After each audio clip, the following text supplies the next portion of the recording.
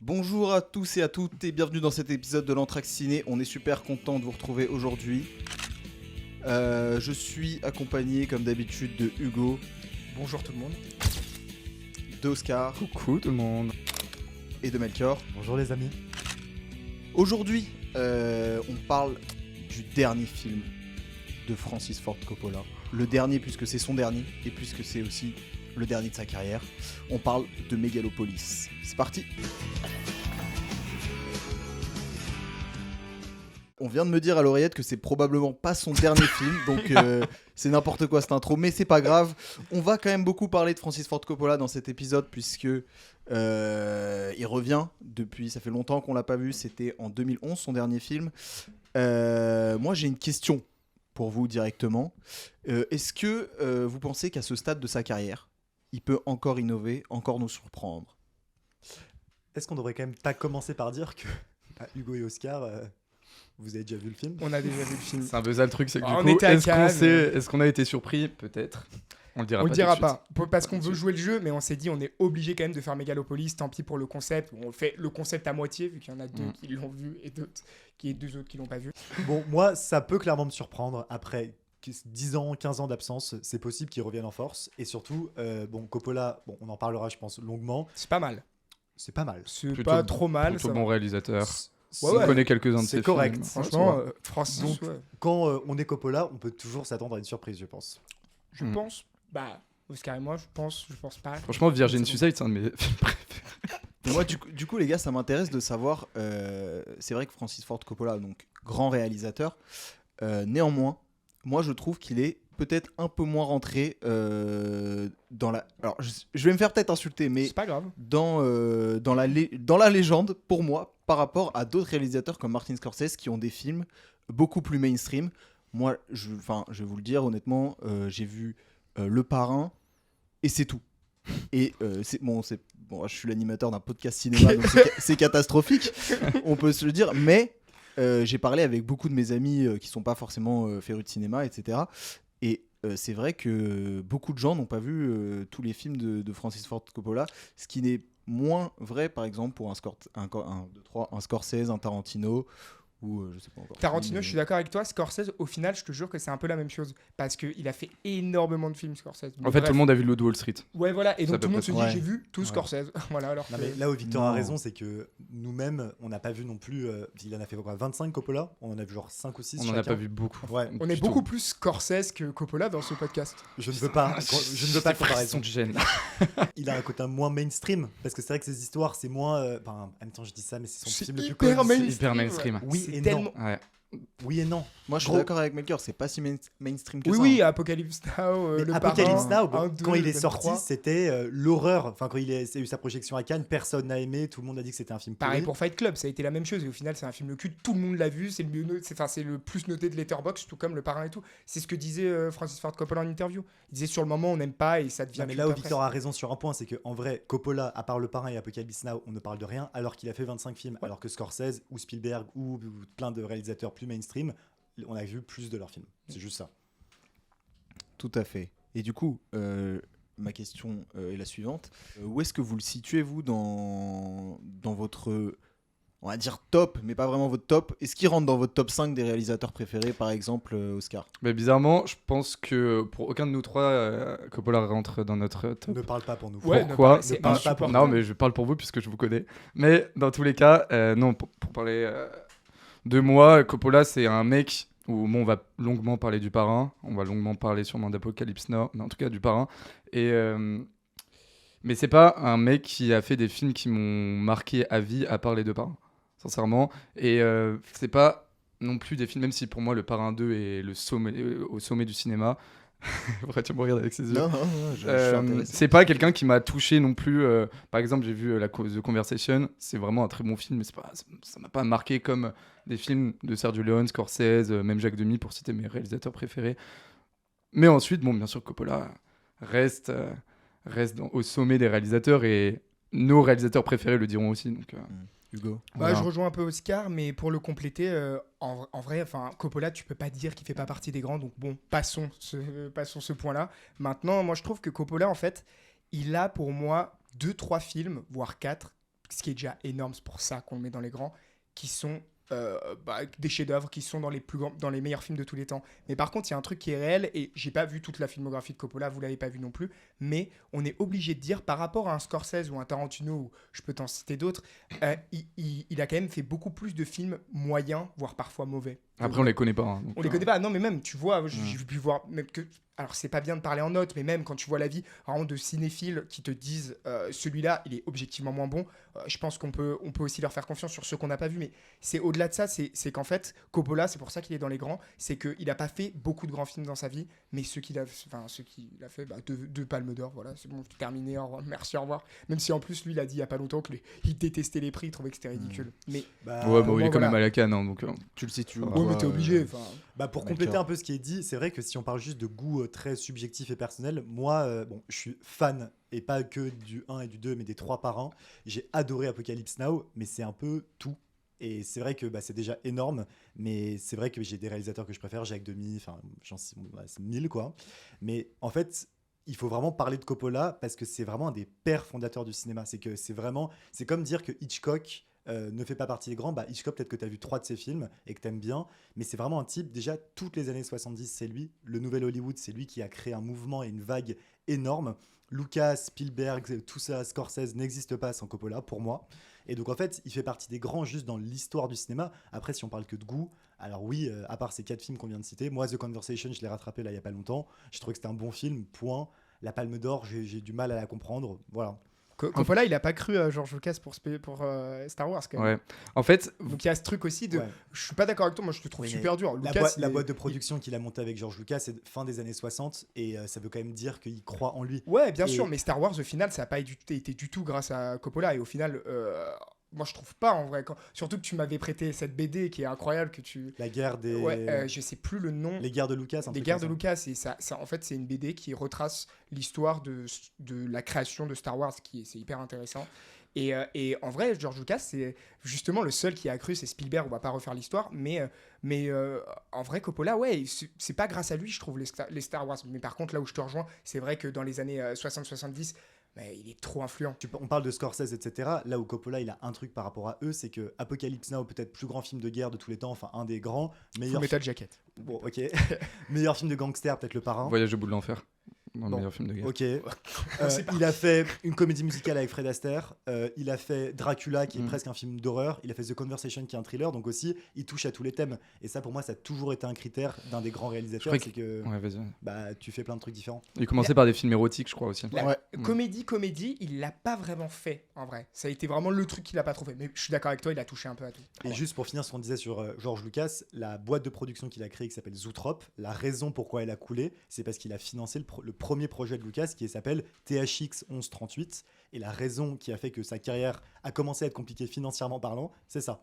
Et j'avais lu, je trouve ça énorme, qu'il a fait un court-métrage avec Michael Jackson pour les studios Disney Coppola, parce qu'il avait besoin de renflouer les caisses. Et c'est vrai que c'est un grand sujet dont on va peut-être parler tout à l'heure, c'est la question du financement. Mais je pense juste, pour finir sur l'attache à Coppola, qu'en fait, quand tu penses au cinéma de Coppola, t'as moins... En fait, quand tu regardes un film de Coppola, tu te dis pas « Ah, tiens, ça, c'est du Coppola ouais. ». Alors que quand tu regardes un film de Scorsese, tu remarques direct. Tu regardes un film de Tarantino, même de George Lucas, Spielberg, tu sais qu'ils ont leur touche de réalisateur, alors que Coppola, mais moi, là, je suis d'accord avec pas forcément. Et c'est peut-être pour ça qu'on a aussi moins d'attache à ce réalisateur. Moi, je trouve ça hyper important d'avoir une touche, quoi. D'avoir une touche personnelle. Tu les as déjà cités, mais c'est vrai que Coppola, c'est, on va dire, un réalisateur universel, en fait. C'est-à-dire que tu ne vois pas sa touche. Enfin, c'est pas que tu la vois pas, c'est juste que tu la vois moins que les autres. Il a un côté beaucoup plus théâtral, plus opéra aussi dans ses films, même au niveau des musiques utilisées, au niveau des jeux d'acteurs. Tu sens que voilà, le mec fait des études de théâtre d'ailleurs au début, a commencé par le théâtre et ensuite a fait du cinéma. Donc ça se remarque peut-être plus dans ses films comparé à ses frères du Nouvel Hollywood, quoi. Ouais, moi je voulais revenir sur ce que disait Melchior et sur les financements. Justement, je voulais en parler maintenant. Est-ce que vous pensez que cette façon d'autofinancer ce qui était censé être son dernier film et qui ne va peut-être pas l'être finalement, vous m'en direz plus, est-ce que c'est pas un peu comme son testament finalement, c'est-à-dire qu'il envoie tout ce qu'il a, il est même pas sûr de réussir, et c'est un peu pour laisser ce dernier film vous me dites que non, mais moi j'y crois quand même que c'est le dernier. Son dernier film à l'histoire du cinéma en disant je m'en vais, voilà ce que je vous laisse, voilà ma vision des choses, et puis clap de fin quoi. Bah, Coppola, il faut quand même dire un truc, et il faut lui reconnaître ça, c'est que c'est un putain de boss. C'est-à-dire que le mec, toute sa vie, il a suivi sa vision. Tout le monde lui disait qu'Apocalypse Now, c'est la cata. Il l'a autofinancé à hauteur de 30 millions de dollars, parce qu'il pour l'époque était incroyable. Le Parrain, ça a été que des emmerdes. Tous ses films, c'est cata. Et à chaque fois, il s'avère que c'est pas que des classiques, hein. C'est les plus grands films de l'histoire du cinéma. Et c'est des films qui vont durer longtemps. Et je pense qu'il avait toujours une vision un peu visionnaire. Et donc, Homme d'affaires. homme d'affaires. C'est vraiment un homme Voilà. d'affaires. Et donc oui, il a fait plein de flops, mais ça fait aussi partie, je pense, du business, enfin du milieu. Et donc en fait, pour le nouveau là, Megalopolis, moi j'ai vraiment envie de lui faire confiance. C'est-à-dire que s'il est capable d'autofinancer un projet à hauteur de 120 millions de dollars, Il a quand même vendu son vigneron qui rapportait Non, il l'a son hypothéqué. vignoble, Il pardon. l'a hypothéqué, ouais. il l'a Son pas vendu. vigneron, non son vignoble, qui lui rapportait beaucoup d'argent. En fait, il faut Il l'a savoir que hypothéqué, donc t'inquiète pas que. Oui. Bah oui, mais moi de ce que j'ai compris, c'est que le film il va pas être rentable hein, actuellement. et donc moi pour moi la Ah, question oui. qu'il faut se poser, c'est en fait à quel point est-ce qu'on a confiance en vraiment une des personnes qui est un des derniers vraiment grands génies du cinéma, parce qu'il a connu tout le monde, il sait tout sur le cinéma. Je pense que c'est un vrai étudiant du cinéma, et même aujourd'hui il a 85 ans, il continue à tenter des trucs. Et donc c'est soit on a confiance en lui et on se dit il va nous pondre une pépite, vous le savez, moi je sais pas si ça va être bien. Et peut-être dans 10 ans, ce sera reconnu. Mais tu vois, un peu comme Van Gogh, qui n'a pas été reconnu de son vivant, bah, c'est à sa mort qu'on se rend compte que c'était un génie. Bah, peut-être qu'on va se rendre compte dans 20 ans que Megalopolis, c'est le plus grand film de tous les temps. Moi, j'ai envie d'y croire, peut-être un peu par naïveté, mais je fais confiance en grand monsieur. Coppola, c'est un mec qui, bien sûr, est un des pères fondateurs du nouvel Hollywood, donc tout ce cinéma indépendant qui s'affranchit d'Hollywood et des studios. Mais le Parrain, c'est Paramount. En fait, ce qui se passe, c'est que Coppola, lui, ce qu'il a toujours voulu faire, c'est du cinéma avec sa touche personnelle, donc quelque chose d'indépendant qui vient pas c'est du cinéma de réalisateur et pas du cinéma de producteur. Et donc, lui, ce qu'il a toujours voulu, c'est mettre sa touche personnelle, mais avoir énormément de moyens. Pas comme d'autres, que ce soit des réalisateurs de la nouvelle vague, du néoréalisme italien ou du nouvel Hollywood, c'est qui ont fait des films à plus petit budget, mais donc moins grandiloquents, pas des parrains. Et donc, quand tu vois que maintenant, il met 120 millions de Megalopolis de lui, de sa poche, pour faire exactement tout ce qu'il veut faire, tous ses rêves, ses passions, ses cauchemars, il met tout ça dans un film, bah, tu peux que respecter et tu te dis que c'est juste la suite logique de ce qu'a voulu faire Coppola dans toute sa vie, en fait, avec Apocalypse C'est Now. l'histoire de Avec... sa Oui, vie. voilà, c'est Ouais. l'histoire de sa vie. Donc, en fait, tu peux que respecter. Et le film, qu'il soit bien ou pas bien, C'est en fait, bravo. dans tous les cas, Ouais. t'en ressors en mode bravo. On aimerait être ce type qui met toute son imagination dans un film, qu'il soit mauvais ou Et pas, qui est ça on le prêt verra. tu vois. À chaque fois qu'il fait un film, à tout remiser à zéro, all-in de toute ta C'est thune, ça. toute ta stature, ta Et- fame. Et même, il est capable de remettre en question ce qu'il est en train de produire. J'ai vu que, en gros, il voulait absolument pour ce film l'équipe de Mandalorian pour les effets spéciaux. Je Ah crois que ouais. c'est Mandalorian. Et au bout de quelques mois, le gars fait non, ça va pas. On les vire tous. Ouais. Du coup, ce qui a occasionné un surcoût. Mm. Et le mec s'en fout en fait. Il se dit là, ça me convient pas. On va repartir sur des fonds verts. Tant C'est pis. ça. Et ça montre un peu la conviction du mec et il sait ce qu'il veut quoi. C'est que lui, au lieu d'utiliser des fonds verts, ils ont utilisé une technologie qui, du coup, était utilisée dans Mandalorian, c'est que ils utilisaient des écrans LED très haute définition, où en fait, ils projetaient tout le décor qui était préconçu en pré-production, et donc les acteurs pouvaient jouer dedans, ce qui donne un côté soit extraordinaire, soit hyper kitsch. Donc vous verrez dans le film. Il y a les deux, dans tous les cas. Il y a du coup. Ah, il si, a si, gardé ouais, il y a les- les deux, il a gardé, ouais. anciens plans. Mais pour les fonds verts, je savais même pas d'ailleurs que Ouais, il est Mandalorian avait été Ah, non. avait été viré. Donc, Ouais, ils ont été virés. ok, donc Et peut-être y a que pas la la fin du film, moitié de l'équipe qui est partie aussi pendant le tournage. J'avais Ah, vu ça, ça. c'est possible aussi. c'est un cauchemar. Je pense que ça ce doit être très tournage. dur de travailler avec lui. Bah, hein. tu le vois hein, dans le film, il est complètement. Je sais pas. Mm. Je comprends pas. Il y avait aussi un autre truc, c'est que, bah, tout ce qui est VFX et tout, bah, les mecs disaient, ou les meufs, pardon, disaient à Francis Ford Coppola, ouais, bah là, ce plan-là, ce serait vraiment mieux de le faire en VFX, je te jure. Et Coppola n'acceptait jamais rien de tout ça et virait tous ces gens qui lui proposaient ça en fait. Et il disait, moi en fait, je veux retrouver le vrai cinéma, le cinéma où tu mets le moins d'effets spéciaux possible. Bien sûr que t'en as, mais vraiment, il voulait limiter au maximum ça pour donner le film le plus, Là, je on crois va dire, qu'on le va être plus servi, vrai hein. possible. Bah là, en termes d'effets spéciaux, là, ça va être compliqué. Le film hein. le plus vrai possible, tu l'as Là, vu, hein. Ouais, non, mais j'ai vu, mais c'est vraiment ce qu'il disait. Ouais, Il ouais. disait qu'il voulait retourner à des. Il devait être à son 5e jour de la journée. Non, mais vraiment, il est allé même jusqu'à.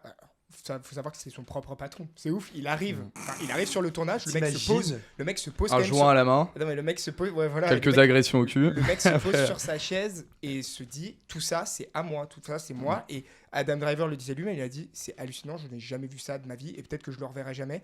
Je n'ai jamais vu un mec qui avait autant de liberté. Et il y a aussi ce truc de pour faire un film qualitatif ou pas. Là, je donne pas du tout mon avis, mais parce que on voit tous les avis qui divergent énormément. Jamais un film n'a fait autant polémique, que ce soit en termes de goût.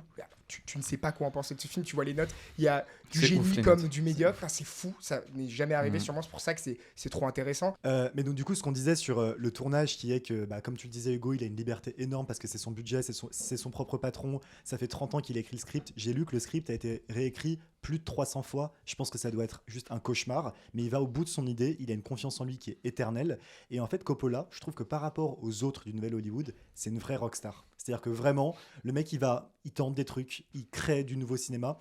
Les plans du parrain, tu disais qu'il n'a pas de signature, mais en fait c'est parce qu'il a inventé des trucs qui n'existaient pas avant, une manière de tourner, une manière d'utiliser les regards, les yeux. Mec, le plan de Marlon Brando dans Apocalypse Now où il a son crâne chauve qui sort de l'eau, c'est des trucs, c'est des plans iconiques de l'histoire du cinéma. La question c'est, est-ce que c'est devenu une sorte de vieillard sénile qui fume des joints et donc toute sa conscience et son libre arbitre et genre sa pensée, elle est biaisée par son vieillage et la drogue et je sais pas quoi. D'ailleurs sa femme est morte il y a pas longtemps, enfin peut-être que ça joue. Ou est-ce que c'est encore le génie qu'il était il y a 40 ans et qui a marqué les années 70 et qui a créé le cinéma américain? Vous savez qu'à Cannes, du coup, le film où il n'a pas Il été bien répond pas. reçu. Oui, il répond pas. Comment Réponds Non, à parce que Maître. je retombe sur sa femme qui est morte, ça m'intéressait. Je suis resté bloqué là-dessus. Non, à Cannes, le film a été très mal reçu et à la fin du film, du coup, les gens commencent à huer. Et au moment, 5 secondes après que les gens huent, tu vois, en Dédicacé. hommage à ma femme. C'est une catastrophe.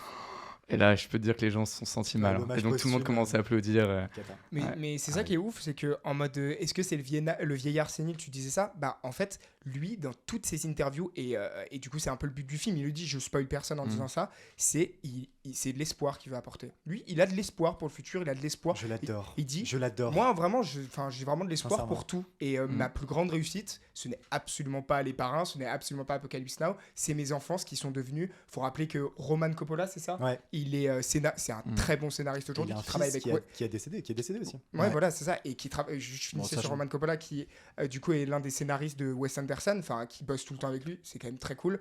Sofia Coppola, elle a réussi à s'affranchir de son père. On n'en parlera pas plus, mais c'est fou aussi. Enfin, en vrai, cette famille, du coup, au final, tu vois que Francis Ford Coppola, ouais, c'est une réussite en tout genre, quoi. Bon, juste que vous sachiez, son rêve c'était d'être Orson Welles, d'avoir un gros ventre comme lui, une grosse barbe, ce qu'il a un peu réussi à faire. Mais il a quand même produit Wim Wenders, distribué Akira Kurosawa. Il relance la carrière de Marlon Brando, icône du vieux cinéma. Il fait d'Al Pacino une star, un des plus grands acteurs américains de tous les temps. C'était un des seuls à avoir cru en George Lucas, pas en Star Wars, à ses débuts.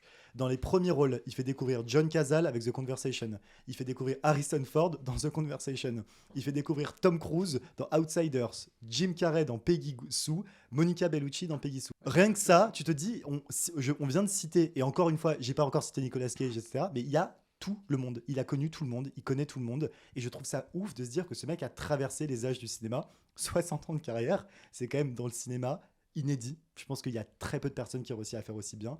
Donc je trouve que ça conclut bien, on va dire, sa vie, quoi, de faire ce film qui est complètement démesuré, qui est hors du temps, qui est surbudgété, qui n'a aucun sens, parce qu'au fond, c'est sa vie. Donc je trouve ça trop stylé, quoi. Sa vie, elle me fait penser un peu à Once Upon a Time in Hollywood de Tarantino, puisqu'en fait, c'est une transition entre deux âges. Exactement la transition que Coppola a vécue dans Chute des studios années 60, où les westerns, ça devient ringard, etc. Et ce qui est marrant, c'est qu'Once Upon a Time in Hollywood qui raconte cette transition entre les générations. Il y a qui dans les hippies ? T'as Austin Butler, t'as Sidney Sweeney et Margaret Qualley, qui sont peut-être les 3 stars mondiales du cinéma américain en La ce moment. Tu vois. directrice de casting de l'époque a été très très chaude. C'est ouf. Et donc, en fait, tu dis que Coppola, c'est un peu Once Upon a Time in Hollywood, qui est Totalement. d'ailleurs le meilleur Tarantino. Bon, Je suis après, d'accord. n'en déplaise aux puristes. Ouais. Oscar, tu m'as dit tout à l'heure que c'était peut-être pas le dernier film de Francis Ford Coppola. Est-ce que tu as des informations par rapport à ça très rapidement, hein, parce que... Alors, Francis m'a appelé avant-hier Ouais. et m'a dit Ouais. qu'il avait un film en préparation qui était a plus grande ambition que Megalopolis. Voilà, donc ça Ah sera ouais. parole d'Oscar Schemla. Vous en faites ce que vous voulez. Non, en fait, on voit ça dans les journaux. Hein. Source Il en a parlé cette semaine, je crois. Ok. Donc, En plus, 85 ans, ça, c'est jeune. Quand tu vois Scorsese aussi, pareil, ils s'arrêteront jamais. En vrai. ouais. Ou Clint Eastwood. Lui, il se fait chier dans sa vie. Clint Eastwood, là, il a quel âge 92.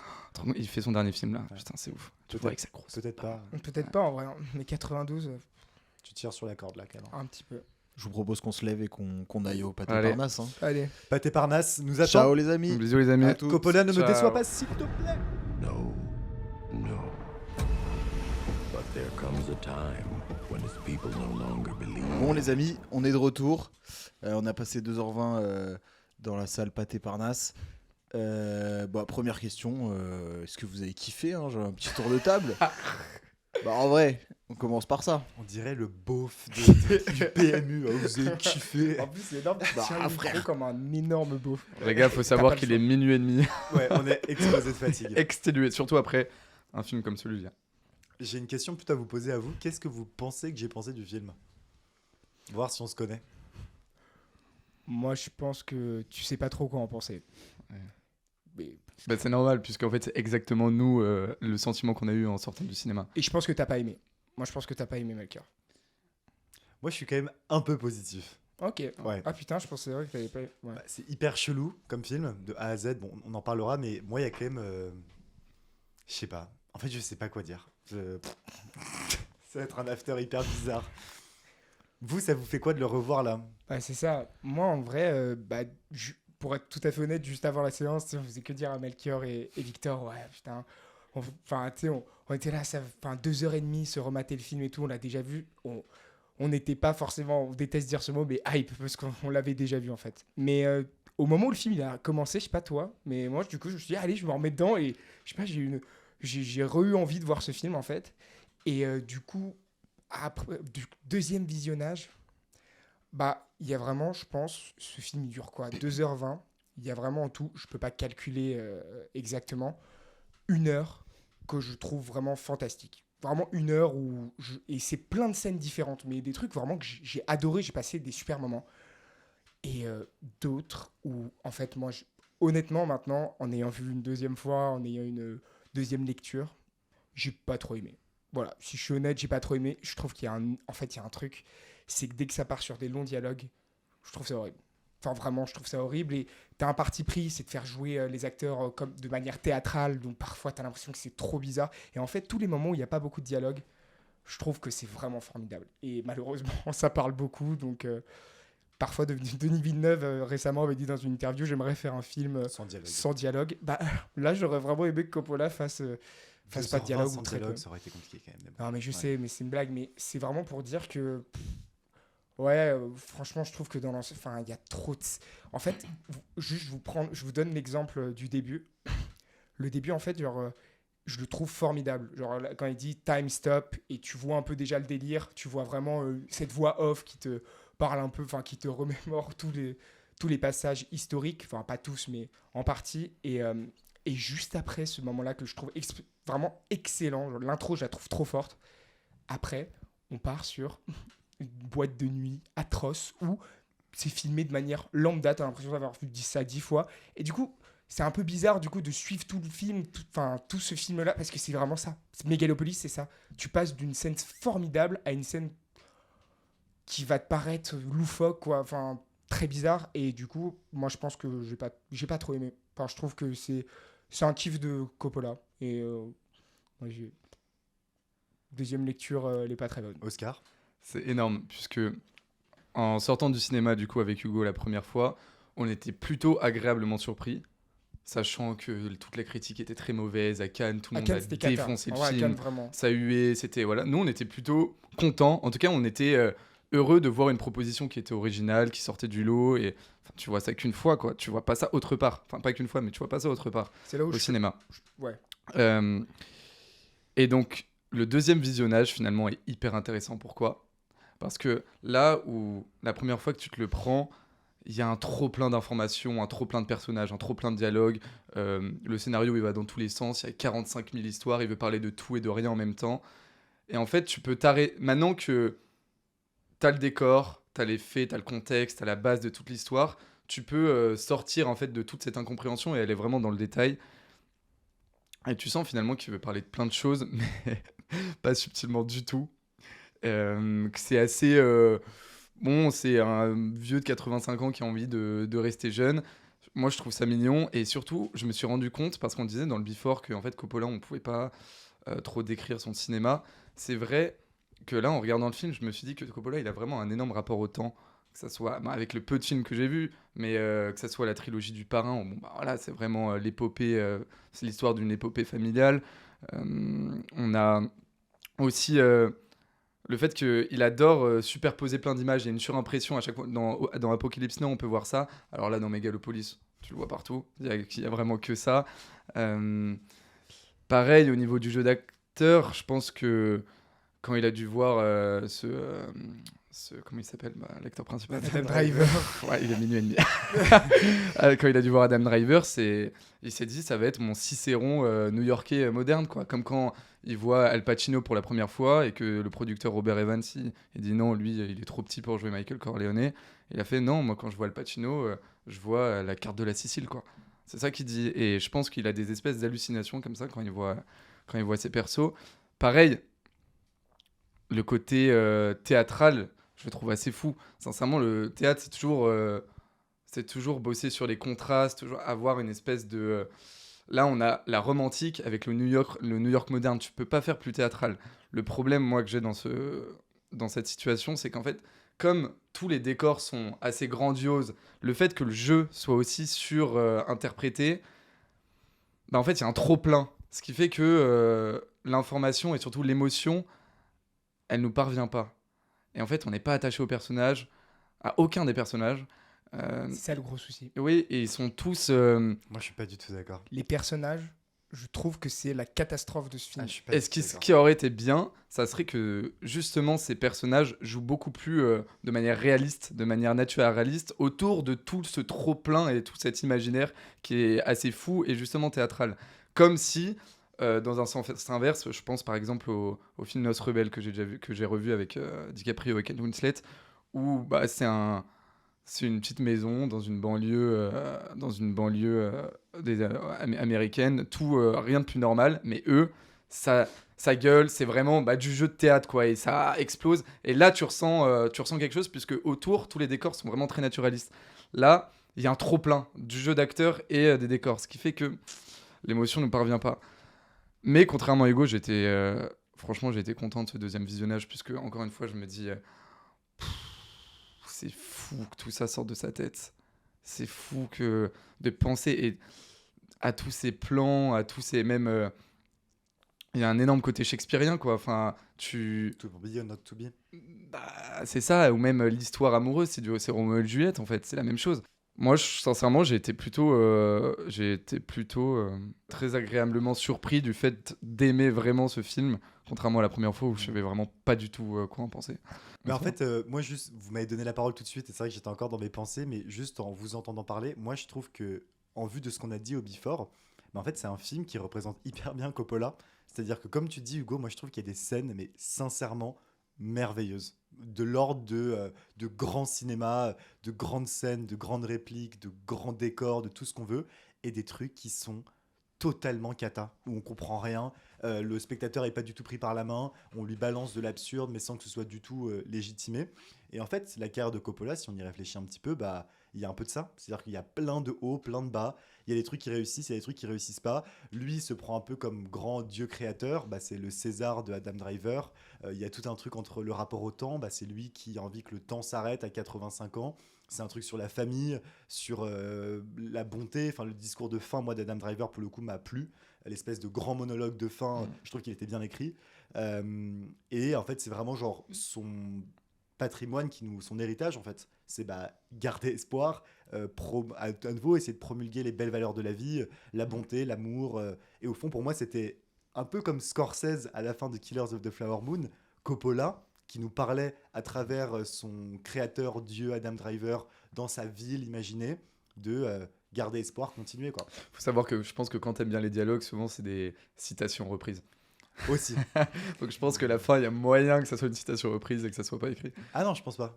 Je sais pas. Bah, Mais faudrait voir. surtout que, enfin, moi, le gros problème quand même du film, c'est le scénario, parce que c'est vrai qu'il y a quand même un truc où genre c'est le bordel et on comprend rien. Mais faut pas oublier quand même que Coppola, comparé aux autres grands du nouvel Hollywood, c'est un putain de scénariste. Il a quand même gagné le César du meilleur l'Oscar du meilleur scénario pour Patton. Il a gagné le meilleur scénario aussi pour, je crois, Le Parrain. Ouais. Je sais Pour pas. Apocalypse Now. Non, c'est pas lui qui a écrit le scénario du Parrain. Il fait Parrain 2, je crois. Parrain 2, c'est lui. Ouais. Enfin bref. Donc du coup, Bah, il en a fait Gatsby le Magnifique. Il a écrit Gatsby.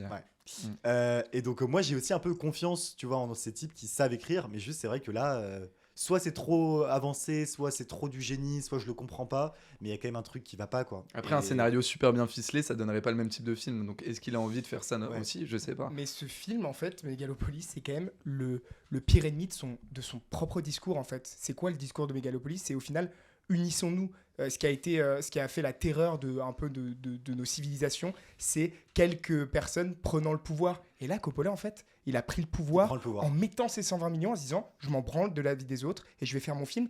Et en fait, c'est ça qui a donné des trucs cata dans le film, qu'est-ce que tu disais, Melchior. Donc c'est le pire ennemi de son discours. Et c'est là où quand même, je trouve que c'est un film intéressant. Quand je dis j'ai pas trop aimé, c'est juste que j'essaye d'être sincère. Ouais. Oui, je pourrais dire Coppola, c'est un génie. Franchement, claque absolue. C'est faux. Il y a des moments où je me suis ennuyé et il y a d'autres moments où, hop, je me réveille et parce qu'il y a vraiment une scène intéressante. La scène où il dit tant, parle-moi et tu sais, t'as la fleur qui arrive. Il y a souvent des écrans ouf, ça. scindés. Et je trouve qu'en fait, genre, t'as des rêves qui. Alors, je sais pas si c'est voulu, ça se trouve, il y a pas du tout pensé, mais t'as des rêves qui sont hyper simplistes. Par exemple, quand il représente le New York dans la nuit, c'est Gotham City.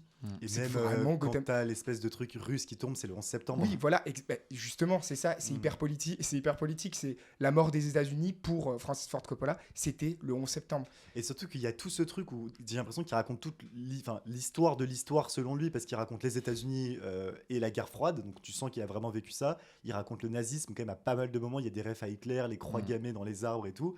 Il y a Trump. Trump, Ouais. Le personnage il a de Shia représenté LaBeouf ça. qui est la Ouf, hein. Trumpiste par Et excellence c'est et la bien pour ça. critique de Trump Ouais. et Et Rome. du populisme en général, Et du quoi. populisme en général. Enfin, je trouve qu'il y a une sorte de micmac hyper chelou qui fonctionne un Ouais. peu.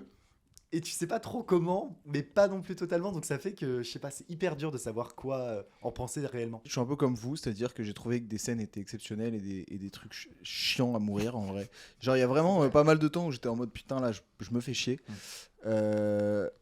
Moi j'ai eu une impression, je sais pas si vous êtes d'accord avec moi, c'est que j'ai eu le sentiment que il a pensé à des plans pendant ces 60 années de carrière qu'il a eu, il a pensé à des plans et il s'est dit je les ai pas mis, il va falloir que faut que C'est vrai. faut que j'empile. Ce plan, j'y ai pensé il y a 20 ans, je vais le mettre. Et du coup, j'ai l'impression d'être dans une compilation, Un je peu, dirais hein. pas une compilation YouTube quand même, mais tu vois, un YouTube truc premium. Ouais. sans pub. Let's go. X Pub Channel. Mais genre dans un Ça. truc hyper saccadé où on te met un plan très bien pensé, puis un autre plan très bien pensé, mais qui n'ont pas forcément des liens entre eux. Du coup, moi, je dirais que j'ai été plutôt déçu par le film en vérité, mais j'ai quand même eu des agréables surprises par moment. Mais je trouve qu'il aurait fallu, et là tu vas m'insulter Oscar, tu ne seras pas du tout d'accord, mais je dis l'exemple de, parce qu'en ce moment c'est un des réalisateurs du moment, mais il aurait fallu un petit Yorgos Lanthimos au moment de toutes les scènes de discussion. Pour rendre ça plat. Non, bah, Pour rendre ça plat, lisse. tu disais toi-même que c'était déjà plat, donc qu'est-ce que ça va changer? Tu disais toi-même que le De Mégalopolis quoi ne te faisait pas ressentir grand-chose. Donc au final, ça changera rien pour toi, mais je trouve que ça manque ça manque de second degré. Parfois, ça se prend trop au sérieux. Il y a des moments où l'histoire, ok, on s'en fout un Ah, mais peu c'est au pas final. subtil, hein, ça c'est sûr. Oui, mais on s'en fout de la subtilité, ça je suis d'accord. Mais va au bout du truc, le truc par exemple de la clé USB. En plus, ce passage-là, vous en pensez quoi de l'arène? Moi, je trouve qu'il est vraiment fort. Moi, je suis sûr que c'est une des scènes de base du film sur laquelle il a construit le reste du film. Ouais. C'était une des scènes les meilleures. Voilà, on est d'accord. Elle est formidable et quand il y a la chanson qui arrive, on est tous d'accord pour dire que c'est vraiment très, très fort. Mais je trouve que ce moment de la clé USB où après, du coup, on repart dans ce scénario, en fait, je suis énervé. Il fait ce qu'il veut, hein, 120 millions. Qu'est-ce que tu veux que je te dise? C'est Crésus, voilà. Mais du coup, je suis énervé dans le sens où vraiment, putain, ça aurait pu vraiment être un film qui allait nous marquer. Et au final, ça nous marque, mais pas autant qu'on le voudrait. Et en fait, ça marque Coppola. En fait, là où c'est frustrant, c'est qu'on aurait aimé un parrain des temps modernes. Mais Enfin, moi, pas du tout. Moi, non, mais- impossible. non, mais, Moi, non, mais un classique dans ce sens-là, tu vois, Bah. que tu revois à notre âge, à 40 ans, que tu montres à tes enfants, Megalopolis. Et quoi, mec, ce serait fou. ce serait fou qu'au final, Voilà, ouais. qu'on ressorte cette vidéo le jour où on a des gosses et on dise bon écoutez on n'avait rien compris Voilà. Les Et gars, là, c'est que ce tout le qui monde va se dise passer, en c'est mode ça le problème. Hein. Megalopolis, c'est le... C'est ça. Et bah, Parce ça- que contrairement au Parrain, ça a été adulé dès le début. oui mais c'est ça la vraie question qu'on doit se poser parce que ok les gars pendant le film je me suis vraiment mis à la place des spectateurs de Cannes en 1979 qui regardent Apocalypse Now et qui sont en mode oh, le melon nul raté. Palme d'or. Ouais. Au Oui. moins, ça a eu, Mais- il y a eu des bonnes c'est critiques, quoi. C'est pas pareil. Ça a Mais pas mal non, d'or, mais mais les quand gars, même. ce qu'on a omis de dire, juste en parlant de Coppola, c'est le choix de ses musiques tout le temps. On n'en a pas parlé, mais en vrai, c'est vrai que là, il y a un côté très. À un moment, bon, il y a le show de ouf, un peu à la Taylor Swift, très pop. Mais c'est vrai que il a fait toutes sortes de musiques. Il a fait dans Apocalypse Now, il y a du Wagner. Il y La a marche de même, Valkyrie. il y a même une BO composée par les Doors, avec Ouais. Jim Morrison qu'il a rencontré à la fac de ciné. UCLA, c'est ça? il était à UCLA. Ouais. Même dans Conversation là qu'on a vu récemment, à un moment il s'entraîne au saxo là, je Et crois c'est qu'il Duke fait du Duke Ellington. Ellington, ouais. Bien sûr. C'est un mec qui aime bien Nino Rota pour la musique du Parrain. J'ai appris que la musique du Parrain, en fait, elle n'était pas composée pour ce film à la base. Elle était Ah ouais composée pour un film genre 20 ans avant, et il a repris. C'est pour ça que ça n'a pas eu l'Oscar Ah du ouais meilleur, de la meilleure BO. Et non, juste pour terminer, en fait, ce mec utilise trop bien en fait la musique dans ses films. Même là, au début du film, tu sais, les espèces de petits tambours, petites percussions pour annoncer un peu le début de l'ère antique dans New York, c'est hyper bien choisi. La chanson qu'on adore là de Dinah Washington, What a Difference a Day Makes, elle est folle. Et encore une fois, une scène dans le lit qui est peut-être ma scène Ok, préférée. Oscar, j'ai pensé à toi pendant le film. Je voulais te dire, la scène dans le lit, Elle est ouf. incroyable. Et Elle est je commence à capter ce que tu veux C'est dire. ouf. Quand deux persos sont dans l'intimité, mais pas sexuelle, juste de discussion Et dans le cadre et c'est un lit. Parce qu'on a tous vécu ça. Donc en fait, c'est Pas ce du qui tout, Oscar. Non, moi non plus. Moi non Pas du tout, moi non plus. Avec mon. Non, mais je disais avec ma peluche, quoi. Ah, Oui, Ah. avec ma peluche, on rigole Ah oui, bien là, dans le je lit suis souvent. ok. ouais. Et non, mais je me suis dit, en fait, il faudrait faire un film ou un court-métrage sur juste des gens dans un lit. Et bah écoute, concept. Voilà. Concept. 24. Non, mais je te jure, je regarde ça, je me dis, mais c'est Non, fou ça. ça. Et en plus, la musique est incroyable. Je l'ai découvert avec Chunking Express, qui est un peu un film playlist, comme on vous appelle, avec plein de Vraiment. musique. Et C'est pas c'est dans trop celui-là où il y a bien choisi. California Dreaming. California Dreaming. Ouais. Elle est rentrée dans la tête pendant un mois, celle-là. Après, Vraiment. Mais c'est vrai Ouais. que t'as raison sur la question de la musique et en fait la musique du parrain. Enfin moi j'étais allé au musée des Oscars là cette année à Los Angeles et un des grands trucs de cette exposition, bon le musée était un peu naze, mais c'est que t'avais les tenues de Al Pacino et de Niro etc pendant le film. Il y avait la mâchoire de Marlon Brando et surtout il y avait la musique composée. Comment il s'appelle déjà Nino Rota. Nino Rota, ça. Et du coup, j'avais regardé un peu pendant cette période-là, du coup, comment s'était fait cette musique et qu'est-ce que ça avait donné. Et j'étais pas du tout au courant que Dalida avait fait une reprise de cette musique. Et je trouve que là, il y a une utilisation de la musique qui est incroyable. Et il fait quand même un hommage de ouf. Et moi, j'aimerais faire un petit SO parce que moi, c'est une fille que j'avais repérée, mais il y a 10 ans, Grace Van Der Waal, qui est dans ce film, qui a été repérée grâce à America's Got Talent, où elle vient à 13 ans avec son ukulélé jouer un morceau qu'elle a composé. 10 ans plus tard, elle est dans le dernier film de C'est celle Coppola. qui chante. C'est celle qui chante avec le ukulélé sur la lune. Énorme. Donc je trouve ça ouf Ouais. comme hommage. Et c'est vrai qu'à l'époque, bon, elle avait eu, je crois qu'elle avait gagné ou j'en sais rien. Mais en tout cas, c'est sa première apparition au ciné. Mm. Et donc il y a une sorte de, tu sais, il a fait de la comédie musicale, il a été musicien, il fait quand même du jazz, du classique. Enfin, il fait tout type de musique. Donc c'est hyper important en fait chez lui la musique. Et ça rappelle encore une fois à quel point, sans bonne musique, c'est difficile de faire un bon film, je trouve. Après, il y a le film avec Al Pacino, Panic à Panic Middle at Park. Middle Park, où tu as Middle. zéro musique du début à la fin. Zéro. Et le film est quand Je même... l'ai C'est pas pas Coppola, ça? Non, c'est pas Ah Coppola, oui, dans le mais sens il parlait du musique, film, ouais. Voilà, moi je rebondissais Ouais, ouais. là-dessus. Oui, il y a aussi des films muets où il n'y a pas de Oui, musique, c'est ça ça. c'est très bien. Ouais, non, mais c'est juste, en vrai, pas forcément, tu vois. Après, les films muets sans musique, te ça, fais- c'est là, je bizarre, te- non? C'est dur. Ça existe? Non, Ouais, je pense pas.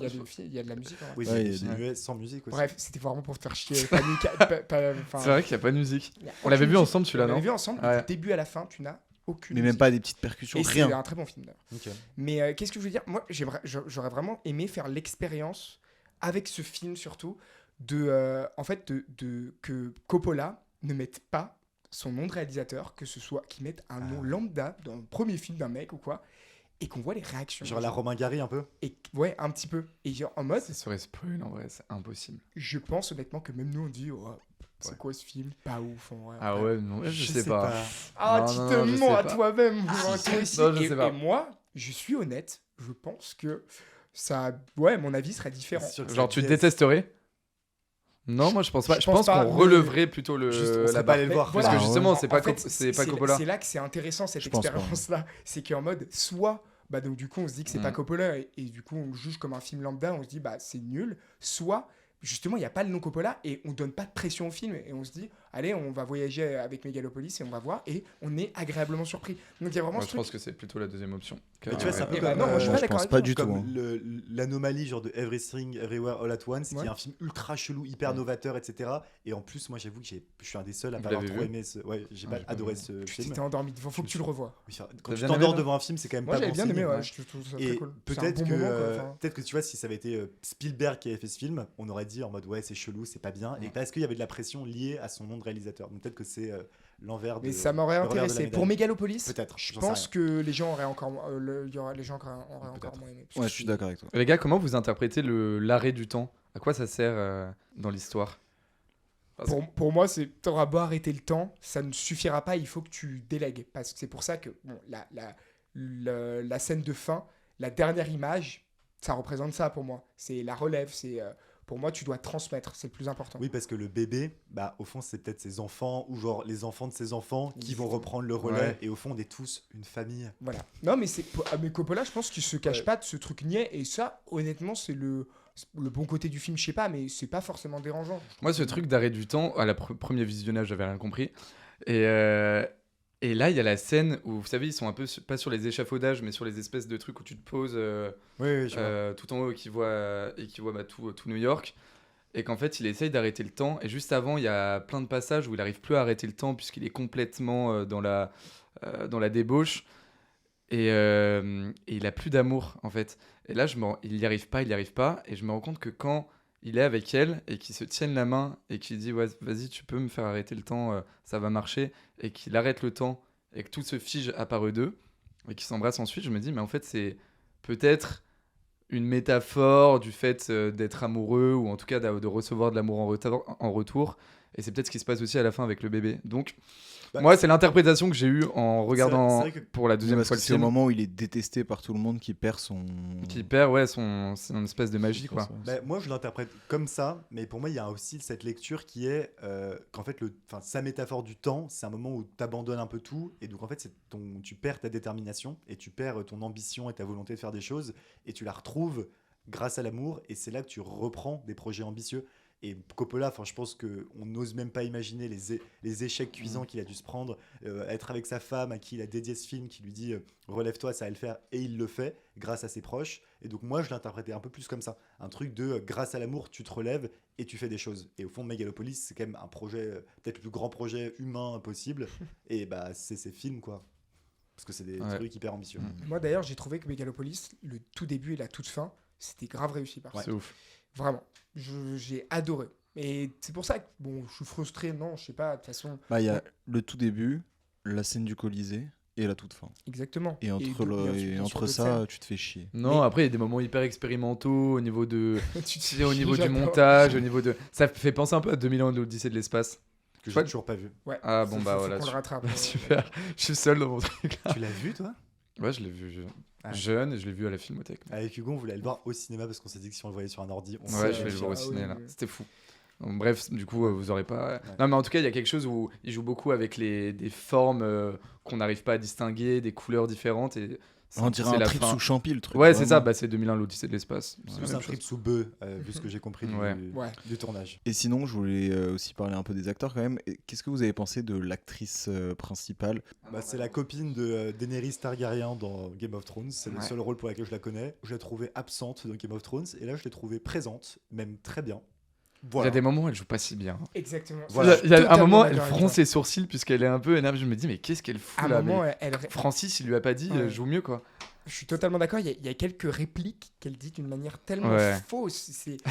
Ça fait partie du Mais film. c'est en peut-être vrai. aussi parce que, et là je contredis tout ce que j'ai dit au before, parce que je trouve Adam Driver est très bon dans ce film. Ah, il est fou. Et donc, c'est toujours plus dur de jouer bien quand tu fais face à quelqu'un qui joue très bien. Et donc, peut-être que c'est plus mis en exergue le fait qu'il y a une différence de niveau de jeu. Je sais pas, justement, ça force à jouer bien souvent. Le fait que quelqu'un joue bien, c'est facile de bien jouer normalement à côté de lui. C'est ton Mais- expérience de comédien. Peut-être, mais non, sinon il y a Dustin Hoffman, vous l'avez vu? Bah oui, Il a un tout petit rôle. il est vieux. Et en fait, à la base, c'était James Caan qui devait interpréter le rôle, qui joue dans Le Parrain, il joue Le nom du. il joue Sonny Corleone. Et sauf que malheureusement, James Caan est mort avant le tournage. Et donc Dustin Hoffman, qui est quand même un grand acteur et qui est un peu un représentant aussi du nouvel Hollywood, a accepté en hommage à James de prendre ce tout petit rôle pour un si grand acteur. Voilà, c'était mon petit clin d'œil à Dustin, que j'aime bien. Attends, c'est quel personnage? C'est l'adjoint du maire. Ouais. Enfin, c'est celui qui met 100 ok. millions sur c'est la ça. vierge de 16 ans. Là. Et moi, j'ai adoré Ant Wow. Non, moi, C'est c'est qui ça? la- Ah oui, d'accord. la tante. Mais c'est Ant- qui cette actrice? Moi, j'étais dans Ant-Man, la fourmi. Ça, je faisais- Je crois que moi, je crois que c'était un nom chinois. Que tu- Ouais. Non, mais c'est ça. Oh, Oui, c'était oui, bah, je W-O-W. connais pas le nom de cette Ouais. actrice. En tout cas, ouais, Antoine. elle était top. Hein. Ouais. Non, Elle- il y a, il y Shia, a- Shia LaBeouf, quand même, on en a pas trop parlé, mais Bah, son personnage est assez C'est facile à jouer. très facile à jouer. Voilà, Ouais. en fait, c'est un peu le cliché qu'il a voulu amener. Et c'est pour ça que. Aussi, c'est aussi pour ça qu'il avait pris Shia LaBeouf, que personne veut de lui maintenant. Shia, si tu préfères, pardon. Enfin, c'est même pas si tu préfères, c'est une erreur de ma part. C'est pour ça qu'il avait pris Shia LaBeouf, c'est parce que c'est quelqu'un de problématique.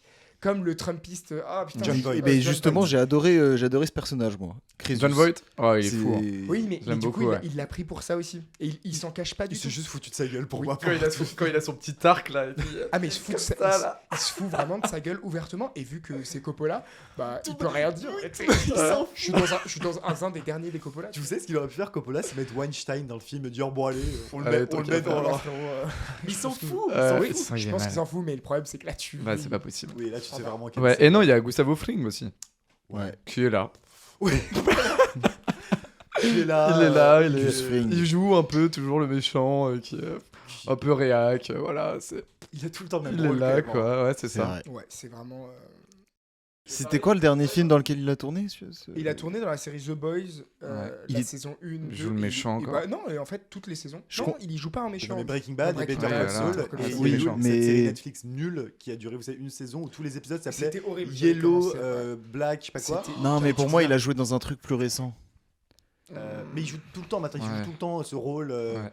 En Après, fait, il est charismatique. il joue dans The Gentleman, le Je l'ai pas vu celui-là. Ah nouveau oui. film de Mm. Guy Ritchie. Ah Là. ouais, ça me donnait pas du. Une horreur. Non, la série, Pourtant, pardon. j'aime beaucoup Guy Ritchie. La série, elle est cata. Voilà. Mais ouais, il joue tout le temps le même personnage, mais il est classe. Je sais pas comment. Bon, il est classe, il est. C'est vrai, propre, il a une bonne tête. voilà. Je suis d'accord, ouais. Les gars, dans le dernier épisode, je parlais de Night on Earth, le film de Jim Jarmusch Oui. où il y avait Winona Ryder. Et en fait, ce mec là, putain, c'est quoi son nom d'acteur? À qui Gustavo Fring. Je sais pas. Il... Ouais, bref, bah, il joue dans un de ses courts-métrages, une des scènes dans le taxi où il joue un afro-américain. Bah, du coup, il est genre à la vingtaine. Il joue trop bien. Et rien à voir, il joue un mec cool, souriant, qui... En fait, le chauffeur de taxi n'a pas son permis et du coup, c'est lui qui prend le volant et qui commence. Bref, je conseille à tout le monde ce film parce que moi, il m'a marqué. Il y a une putain de génération d'acteurs, quoi. Attendez, je vais peut-être dire une connerie. Il a pas joué dans Wonka, Gus Fring? Peut-être. J'ai l'impression que c'est un des 4 Victor, méchants. ouais. On reparlerait pas un peu de Mais Wonka. je me souviens plus. Et Victor, attention, c'était lui ton ou pas film de l'année C'était pas ton film préféré de 2023 Megalopolis ou Wonka? On va te poser. Non, moi, j'hésitais entre Dune et. Tu sais quoi, on va Wonka, tout le temps ouais. on va maintenant tout le Ah, temps faire la c'est même bon. blague. Mais en vrai, non, et oui, c'est lui, il joue dedans ou pas? Ouais, mais Megalopolis Oui, c'était ou pour ça, je Wonka me- vraiment Est-ce qu'il joue vraiment dedans? Mais pour moi, c'est un des Je 4 sais pas. Si, chocolatiers sûrement, ouais, méchants. sûrement. Mais je T'as- suis t'as raison. pas sûr. Victor, mais Megalopolis ou Wonka C'est dur. Non, en vrai, objectivement, Megalopolis, c'est un meilleur film. Ah oui, quand même. Après, je pense que je me suis moins fait chier devant Wonka. Non, mais Victor, là. Mais gros, Bah non, mais après, c'est ce qu'il dit. Et on Moi, peut- j'ai une autre question parce que tu disais que il a duré moins longtemps aussi. t'aimais hein. bien t'identifier au personnage principal. Du coup, tu t'identifies à Willy Wonka. Ouais. Après les gars, Victor, là on aurait pu lui dire ouais, c'est parce que t'es heureux que tu préfères Wonka. Bah non, Megalopolis, t'es heureux si t'aimes Megalopolis aussi. Oui. C'est un film plein d'espoir. Plein d'espoir et d'humanité. Donc, quoi qu'il arrive, Victor, tout va bien. Arrêtez. Wonka revient tout le temps, je trouve ça incroyable en vrai. Surtout que J'adore. Wonka, je n'y pense jamais. Jamais. C'est un Que film ici. qui a disparu de ma vie, que je ne peux jamais revoir. Mais il revient Sur les toujours. parapluies, quand il y a marqué Wonka sur les portes, je me dis, mais c'est une pub pour Kinder Bueno. Enfin, c'est terrible. Kinder Choco. Ah, il y a Jason Schwartzman. Qui est le neveu de Coppola. Et du coup, le cousin de Sofia Et on Coppola. n'a toujours et pas de- vu Nicolas Les Cage. gars, Jason, Nicolas Jason, Cage. plus sérieusement, Jason Schwartzman, Qu'est-ce qu'il fout là? il est tout le temps derrière un peu, il est tout le temps à côté, il est là. Il distribue les Eh, journaux. c'est vraiment le neveu. Hein. Le neveu de Coppola a dit, Ah, oh, putain. allez, il est sous joint là. Bon, Jason, mets-toi derrière. Oh, j'aime bien Jason. quand on te voit. Tu respires la Et bonne Roman, il joue pas dedans par contre. Bah Roman, il l'a aidé pour le pas pour le scénario, mais ouais, il a bossé sur le projet. Ok. Ah, j'ai une anecdote. Vas-y, on fait Ça se continue. À la base, le film il devait durer 3 heures. Sauf qu'il il a fait une projection privée aux États-Unis. Les gens ils ont pas aimé, du coup il a enlevé 40 Mais ils ont quand même aimé les gens après. Vous Donc avez c'est vu, c'est peut-être pour ça que ça n'a aucun sens. Vous avez vu, les gars, le nombre de personnes qui sont parties pendant notre séance là Ouais, ce soir? il y en a 3 ou 4, je crois. On était genre 10 dans la salle, t'en as 4 qui sont partis. À ma gauche, ils étaient 2 à dormir encore. À droite, il était sur son tel. Non mais le film il se fait flinguer. Enfin en vrai. Mais il s'en fout. Ouais, ah non, non, mais c'est le premier à dire qu'il en a rien à foutre. Et il va pas être rentable, c'est tout. Il a dit, Rentabilité de quoi? Il a dit lui-même que ça n'allait pas marcher. il a dit j'attends beaucoup du public français puisque c'est le public qui a les meilleurs goûts. Ah ouais? Ouais. Bah, Aux regarde, États-Unis. Babylone, on a fait vivre Babylone quand 1 même. million d'entrées. 1 million 400 Non, 000 mais là, entrées. c'est pas. Allez, Oscar, Babylone ou Megalopolis? Bon, Ou Wonka?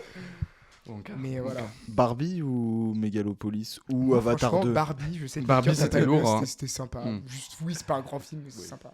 Bah, moi j'ai bien aimé. C'était mieux que Oppenheimer. Hein, personnellement. J'aime beaucoup. argument, Pourquoi tu aimes les choses, Victor? J'ai bien aimé. Ou, oh, on se fait chier. Notre présentateur, quand même. Les, Son micro. les gars, Un vous an de podcast pour dire. Oh, je je suis pas forcément très hype. Victor, t'aurais dû te ramener une Mais pinte. ouais, et franchement, c'est t'aurais arrêtez été de dans me ton bully un petit peu là. Les gars, vous savez que Megalopolis marche tellement peu qu'aux États-Unis, souvent les gens réservent leur place pour aller voir les films à l'avance. Il y a aucune raison. Personne. En vrai, c'est terrible. Dernier Coppola, personne n'a réservé. Là, ils ont fait des prédictions. C'est déjà une cata. C'est annoncé. Ça ne marchera pas. Non, mais en vrai, Megalopolis est foutu. C'est sûr, il sera- Il faut 400 millions pour rembourser le film. Ouais, Je c'est à pense peu qu'ils près vont ça. même pas faire les 120. Parce que les gars, du 120 budget. millions, c'est le budget de production. Ouais. Oui, Tu mais comptes pas après, la il y a distribution. Marketing, Ouais. presse, tout ça. Et donc, Bah, du coup, on ils peut ont fait remercier le Pacte, qui est le distributeur français, Merci le qui ont donné de l'argent puis qui seront jamais rentables. Bon, ils ont distribué Anatomy, donc voilà, c'est bon, ils sont. Moi, j'aimerais juste, au cas où Francis Ford Coppola se voit ce podcast, on sait jamais. Faut mettre les Euh, sous-titres en anglais, Alexandre, t'as du boulot. Francis, on t'adore, fais-nous venir à Los Angeles, on aimerait beaucoup te rencontrer. Moi, j'aimerais beaucoup parler avec toi de ton film. Voilà. Et Je Victor suis voulait énervé. te dire qu'il s'est fait chier, Mais il a quand même. Mais Ah, bande de adoré. menteurs, vous aussi, vous êtes fait chier. mais qu'il était hype. Et au final, au final, Au moins, il va comprendre. Hein, au final, Melchior Acho là, si tu Va te faire un- enfin, À Philippe Lachaud. si tu devais aimer ou non ce film, genre, si Philippe tu- Lachaud. non, mais pas- Faut que là, il dort bien. Tu vas Pardon. faire Philippe Lachaud ou. Ou Adam Cyril Driver. Hanouna. Ouais, et Philippe Lachaud, les gars, sous-côté Babysitting 1, Grand, c'était un grand, vrai grand concept. film de comédie. Hein. Bah, c'était vraiment bien. Bon, vraiment bien. Je me suis moins fait chier devant Babysitting 1 Que devant que Megalopolis. devant Megalopolis. Et pourtant, Ouais. et on peut dire un truc, Megalopolis, c'est niais. En vrai, non, mais tu sais. En Ouais, vrai, c'est vrai. Babylone, Babysitting est plus subtil que Megalopolis. Et ça, C'est pas possible. C'est ce que tu fort. viens de dire. Cette phrase, C'est fort. Non, mais- cette phrase non, n'est mais pas non, audible. au niveau Mais- des blagues, C'est vrai que le franchement. cinéma de Philippe Lachaud est mieux et plus profond et plus recherché que le cinéma de Et- Coppola. Non, mais il est aussi dans la subtilité, il a raison, c'est aussi subtil. Et Épouse-moi mon pote est moins réac que Megalopolis. Et dans LOL C'est qui très ressort, woke, quand hein. il appuie sur le bouton, je vous avoue que j'ai grave kiffé. Du coup, Melchior, Oui. genre, au fond, du coup, si tu devais conclure, t'as aimé ce film ou non, au final? C'est le mec qui veut juste une Qui veut réponse. répéter. On est à 45 minutes de podcast, on n'arrive même pas à donner de réponse. Globalement, j'ai trouvé que c'était une expérience à aller voir en salle. Oh, il bouffait ses popcorn à droite, c'est une horreur. Tout le film, j'en pouvais plus. Non, on peut conseiller les gens d'aller le voir. Ah non, ça bien Oui, sûr. et même aller soutenir le cinéma de Coppola quand tu mets 120 millions. Oh, ça, mec. Le mec, il a 85 ans, il lui reste combien On parle C'est bon, il va pas être Ça à nous la coûte rue. rien. Ça nous de coûte rien. l'argent à des mecs de la rue, pas à Coppola. Et Coppola redistribue son argent ensuite. Non, mais les gars, il y a Ah bon 10% qui va au CNC. Quand même. Ah oui. Ouais, ça c'est vrai par contre. Ouais. Bravo. Ah là là. Allez voir les graines du figuier sauvage. Je l'ai pas vu, mais Tatami. Skip, c'est bien. Tatami, c'est vraiment Ouais. cool. Bon, sur ces belles paroles, je pense qu'on a assez parlé de ce film. Qui était À voir. à voir. C'est à voir. Faites-vous votre propre opinion. Donnez du- Opinion, c'est toujours le plus important. Donnez de De l'argent l'argent à à Coppola, Coppola, il en a besoin. Il en a besoin. Et puis, on se retrouve la semaine prochaine pour Joker Folia 2, quoi. Allez, Ciao. bisous les amis. Ciao. À bientôt. Bisous. Waouh, je suis. Ah.